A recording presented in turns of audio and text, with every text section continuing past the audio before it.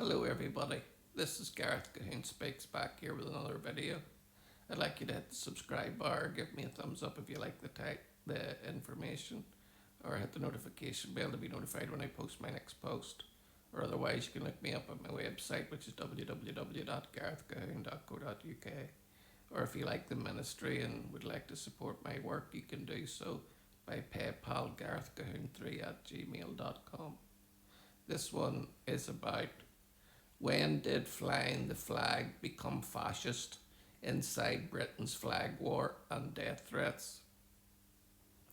Birmingham, England, a sign of how much British society is coming unplugged, unglued, is how many citizens are displaying the British flag as a bad thing. A BBC programme host said recently, "You've got something called Operation Raise the Colours. That sounds very military. That sounds very aggressive." A guest on another programme claimed, "People aren't putting up this flag to celebrate Britain. They're putting up this flag to remind us that Britain is white and we shouldn't be here." Some on the left believe the flag stands for racism. The British fly plenty of flags. The Palestinian flag is flown in support of Gaza. Some fly the LGBTQ rainbow flag, and some have even flown the flag of ISIS, but fly the Union Jack of the flag of England with St George's Cross, and in some areas it's likely to get ripped down or start a fight. At the centre of the controversy is a movement called Raise the Colours. Birmingham businessman Elliot Stanley and Ryan Bridge say they began Raise the Colours to boost national pride and unity at a time when some say Britain could be headed towards civil war.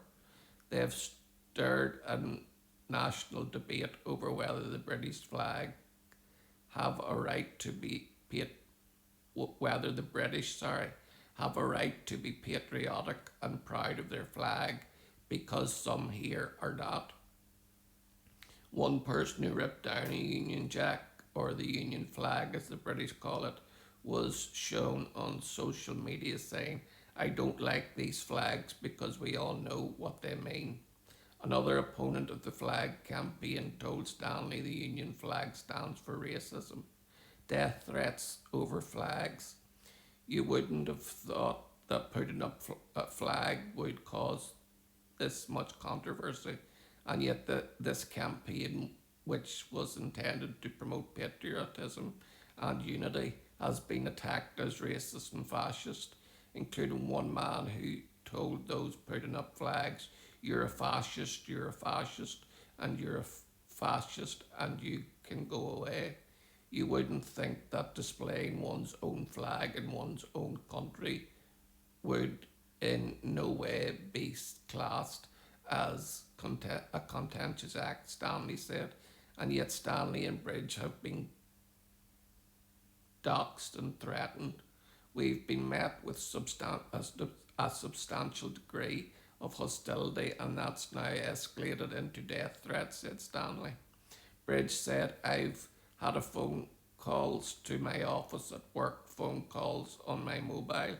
I've been getting emails saying, 'We know who you are, we know where you live, we're coming for you.'"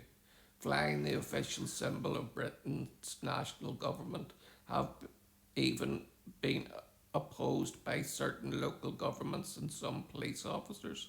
Opponents have also started ripping down and destroying flags honouring veterans, something Bridge calls absolutely disgusting.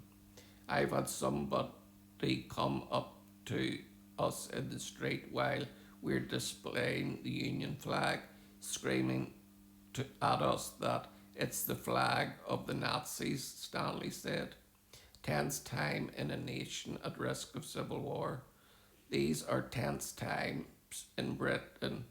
Economic optimism is at a record low. Polling shows Prime Minister Keir Starmer is one of the most unpopular leaders in the democratic world. King's College London Professor of War Studies Dr. David Betts sets off alarm bells when he warned Britain is headed towards civil war. A 100-year-old World War II veteran invited to be honoured on the programme Good Morning Britain a few weeks ago surprised his hosts when he said that what the sacrifices of the World War II weren't worth it because Britain has become less free. Bridge told us his motivation for getting involved was because I felt like in our country we've been let down by weak governments, weak borders, and I feel that instead of going onto the streets and rioting like we had in the UK a few years back, for us to just raise the flag, a group of guys, working class men, to raise a flag of our country and show a bit of patriotism and to bring that back from what is lost. Prime Minister Stammer and Labour decide to wave the flag. Prime Minister Stammer has said he wants to reclaim the flag from what he calls far-right protesters and divisive populism. In left-leaning Britain, most of the far-right would simply be called conservative in the United States. Opponents of Raise the Colours told us they don't believe the movement is about unity but division. Stanley says most of the opposition to Raise the Colours comes from ethnic or religious minorities, but for what he calls white liberal lunatics, he says neither they nor the government will stop this movement. It's going to keep going, Stanley says. This has now gone from starting in South Birmingham to the rest of Birmingham to across the whole of the UK, from village to village, city to city. I think we're speaking for people that are patriotic, but they're too frightened to speak out. The more funding we get, the more we can do and keep the country covered in our flags because it's our country and it's our flag. It is a terrible thing whenever the Union Jack, which was to celebrate the colours of red, white and blue for freedom, we stopped 2 world wars, and it wasn't just the red, white and blue flag, it was the green, white and orange flag, because the only time the Catholics and Protestants got together was during the war. We fought beside each other, we bled together, and it's great to see in Tommy Robinson's rallies not just the Union Jack or the St George's Cross or the Unionist flag the Wren had of Ulster, but also the green, white and yellow flag, because at the end of the day, Protestant and Catholics, we might have different ways that we celebrate our faiths, but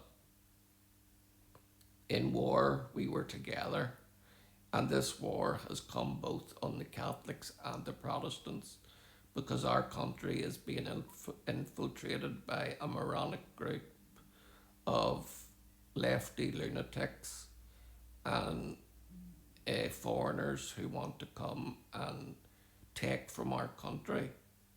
I'm not against foreigners who want to come and earn a good living and get a wage and pay it into our country by taxes. That makes them part of the country, and to assimilate, they need to assimilate too, which means when you come to our nation, you respect our laws, our flags and our government. You don't set up Sharia courts all over Luton and Birmingham and places like that. You come and be civilised, respect the people and our religion, which is Christianity. And if you can't do that, you can get out. No ifs, no ands, no buts. So raise them flags, fly the colours of our lands, and show that we are a strong, united people of England, Ireland, Scotland and Wales. Shalom, Maranatha and Hallelujah.